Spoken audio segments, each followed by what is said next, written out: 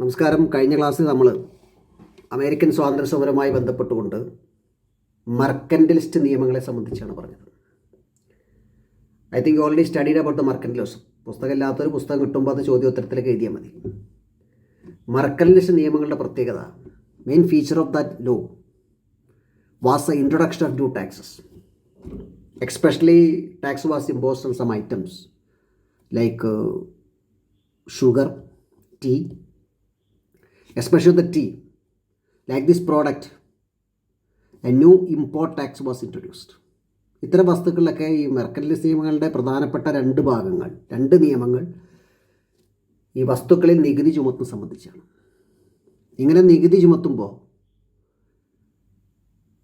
ഒരിക്കൽ പോലും കോളനികളുമായിട്ട് ഡിസ്കഷൻ നടത്താൻ ബ്രിട്ടീഷ് ഗവൺമെൻറ്റുകൾ തയ്യാറായില്ല. സ്വാഭാവികമായി naturally that will create a discontent. കോളനികളുടെ ജനങ്ങളുടെ മനസ്സിൽ ഇതൊരു അസംതൃപ്തി, ഒരു ഡിസാറ്റിസ്ഫാക്ഷൻ കാരണമായിത്തീരുന്നു.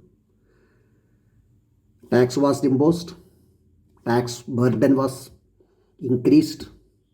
നികുതി കൊടുക്കേണ്ട ബാധ്യത വർദ്ധിക്കുകയാണ് കോളനിക്കാർക്ക്.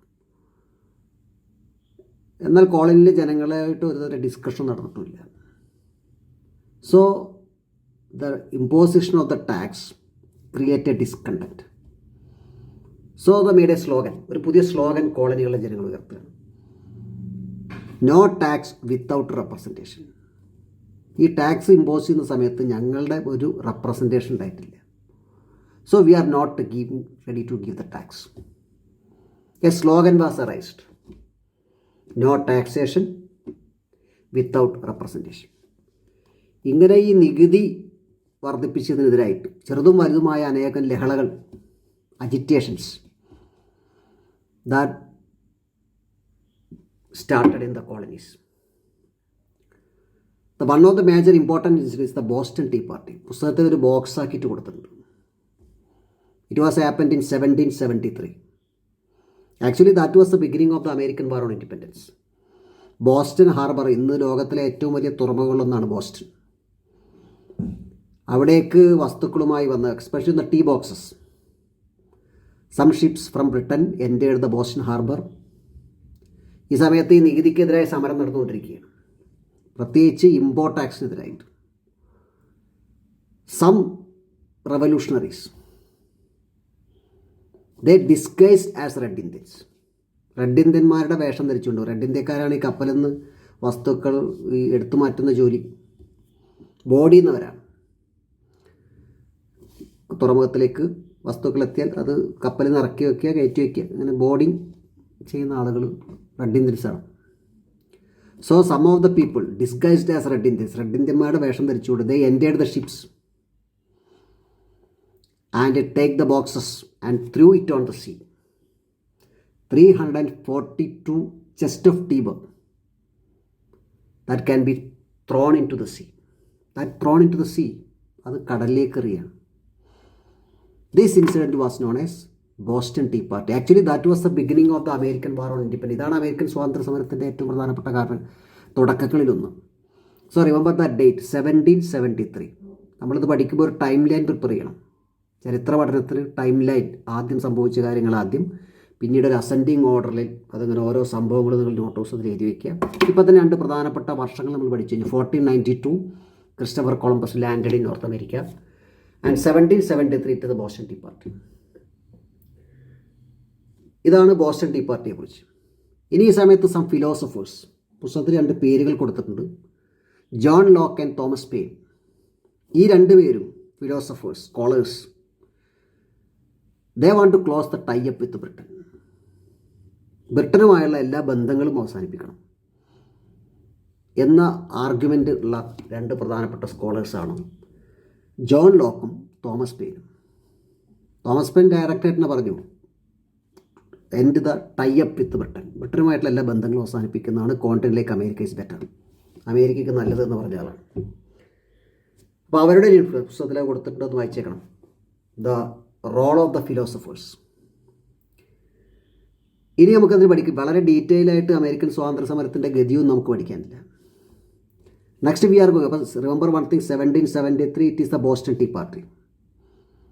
And 1774 the difference between American colonies and the Britain that had increased. ആ ഒരു അകൽച്ചകൾ വർദ്ധിച്ചു വരികയാണ്. So 1774 delegates of the colonies, the representative of the colonies, representative of the 13 colonies, they met at Philadelphia. അപ്പോൾ ഒരു സമ്മേളനം ചേരുകയാണ്. മുഴുവൻ കോളനികളിൽ നിന്നുള്ള ചില പ്രതിനിധികൾ, ചില തിരഞ്ഞെടുക്കപ്പെട്ട representative met at Philadelphia. That was in 1774. That was known as the first Philadelphia Congress, Continental Congress. ആ സമ്മേളനത്തിൽ വെച്ച് ദേ മേക്ക് എ മെമ്മോറാണ്ടം, ഒരു മെമ്മോറാണ്ടം തയ്യാറാക്കി and send the British king. British രാജനോട് പറഞ്ഞു, ഇങ്ങനെയൊക്കെ പോയ കാര്യങ്ങൾ ശരിയാവില്ല, ഇത്തരം ട്രേഡിന് ഏർപ്പെടുത്തിയ റെസ്ട്രിക്ഷൻ ഷുഡ് ബി റിമൂവ്ഡ്. ഇപ്പോൾ കോളനികളിലെ ട്രേഡിന് ഏർപ്പെടുത്തിയിരിക്കുന്ന ഇത്തരം നിയന്ത്രണങ്ങളെല്ലാം പിൻവലിക്കണം. അവർ ബ്രിട്ടീഷ് രാജാവിന് ഒരു മെമ്മോറാണ്ടം അയച്ചു കൊടുക്കുകയാണ്.